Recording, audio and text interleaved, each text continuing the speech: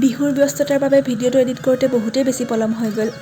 আজি পহিলা বহাগ আৰু এয়া জেতুকা চিঙি পিচি লৈছোঁ, কাৰণ জেতুকা লগাবই লাগিব পহিলা বহাগ যিহেতু। তাৰপিছত এয়া মায়ে পাপাক গামোচা দি সেৱা কৰিছে, পৰম্পৰা। এই ফুলপাহি ইমান ধুনীয়া লাগিছে, হয়নে নহয় কওকচোন। তাৰপিছত আমি যাবলৈ ওলালোঁ ককাহঁতৰ ঘৰলৈ, তাতে আমাৰ গোঁসাই সেৱা কৰে পহিলা বহাগৰ দিনাখন। আৰু আমি গৈ পাই সকলোৱে ভগৱানৰ ওচৰত আশীষ ল'লোঁ, যাতে আমাৰ এই নতুন বছৰটো খুব ধুনীয়াকৈ পাৰ হয়।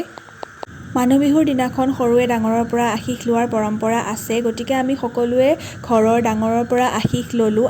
আৰু এয়া প্ৰসাদ খাবলৈ হৈ গ'ল। ককা যিহেতু ঘৰৰ সকলোতকৈ ডাঙৰ, তেখেতক প্ৰথমতে প্ৰসাদ দিয়া হৈছে। তাৰপিছত আমি ঘৰৰ সকলোৱে মিলি একেলগে প্ৰসাদ খালোঁ। বছৰৰ প্ৰথম দিনটো পৰিয়ালৰ লগত এনেদৰেই কটালোঁ। আৰু এয়া সন্ধিয়ালৈ আমাৰ ঘৰলৈ হুঁচৰি আহিছে, আৰু হুঁচৰিৰেই আজিৰ ভিডিঅ'টোৰ পৰা বিদায় মাগিলোঁ। বাই।